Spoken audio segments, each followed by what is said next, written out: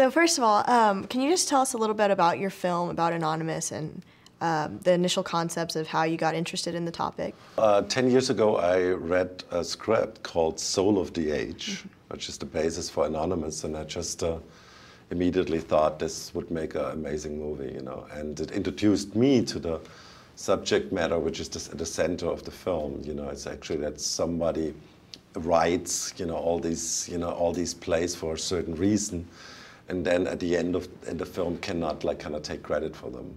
And I kind of thought, that kind of talk to me as an artist. When you do something and you can not put your name on it, it's kind of the most tragic thing what can happen to you.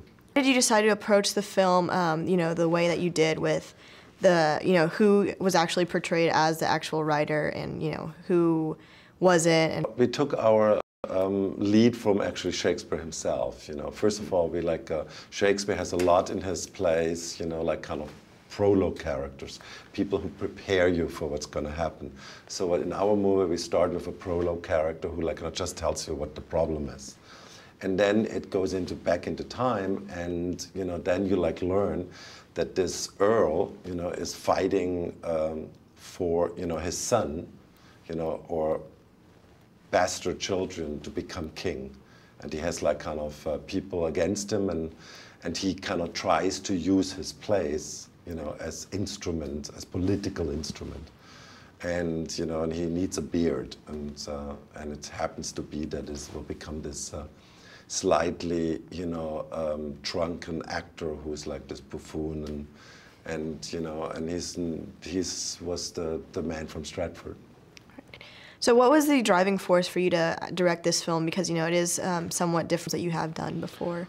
Well, I always kind of think as a director, you longer you are in this business, the more you want to kind of spread your wings. You don't want to be in one kind of part of the film industry. And I had the good fortune, I made very successful films, and they're enabling me to kind of once in a while do my own pet project.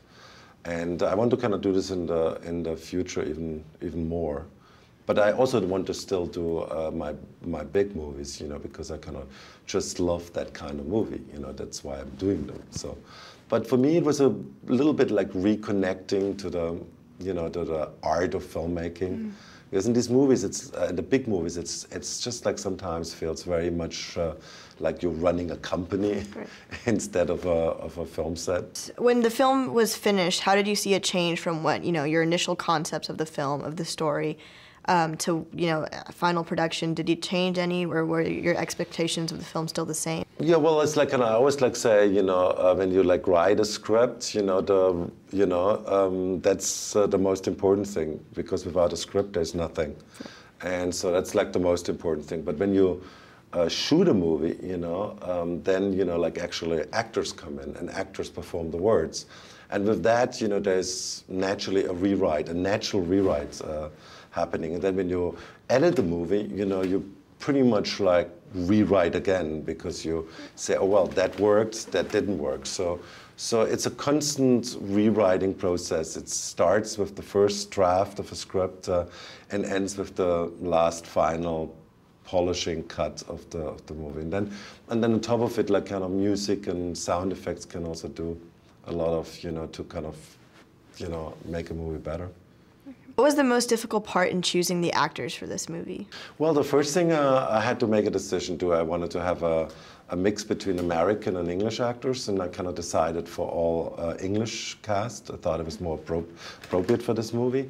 Secondly, it was then relatively difficult, because we have a lot of characters in which play parts in different time periods. So I needed 2 actors, sometimes 3, to perform the same character. And that's always a little bit complicated, because you have to match up not so much looks, but personalities. You have a feeling this is the same person. Well, that's all I have for you. Thank you. Promise me you'll keep our secret safe.